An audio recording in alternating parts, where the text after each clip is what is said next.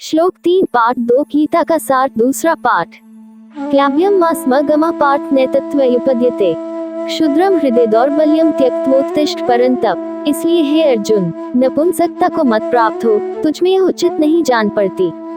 हे परंतप, हृदय की तुच्छ दुर्बलता को त्याग कर युद्ध के लिए खड़ा हो जा।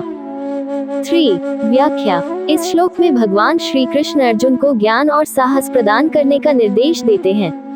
यहाँ पर उन्होंने अर्जुन को क्लाभ्य नपुंसकता से दूर रहने की सलाह दी है, जो इस स्थिति में अर्जुन के द्वारा दिखाई जा रही कमजोर मानसिकता का प्रतीक है। भगवान श्री कृष्ण कहते हैं कि यह क्लाभ्य अर्जुन के उच्च कर्मयोग और कर्तव्य के प्रति अवज्ञा के योग्य नहीं है। श्री कृष्ण अर्जुन से कहते हैं कि उनका इस प्रकार का व्यवहार और यह नपुंसकता न तो उनके लिए उचित है और न ही इसे उचित ठहराया जा सकता है। क्षुद्रम हृदय दौर्बल्यम से तात्पर्य है कि ये दुर्बलता और कायरता सिर्फ एक क्षुद्र और छोटा दृष्टिकोण है, जिसे त्याग देना चाहिए। अर्जुन को अपनी सच्ची स्थिति को समझते हुए अपने कर्तव्यों की ओर ध्यान केंद्रित करना चाहिए।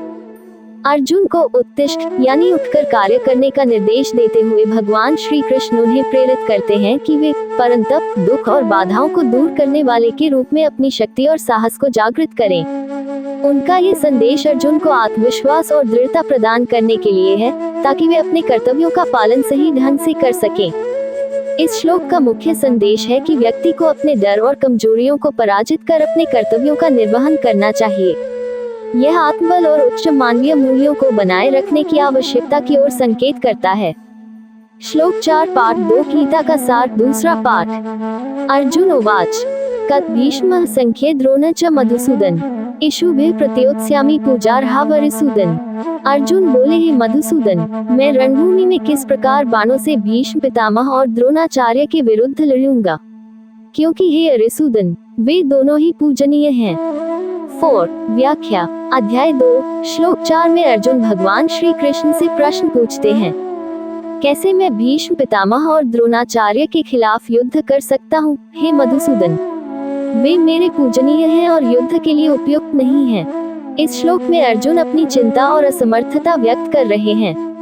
वे दो ऐसे व्यक्तियों का उल्लेख कर रहे हैं जिन्हें वे अत्यंत सम्मानित मानते हैं और जिनके खिलाफ युद्ध करना उनके लिए एक नैतिक और भावनात्मक संघर्ष पैदा करता है।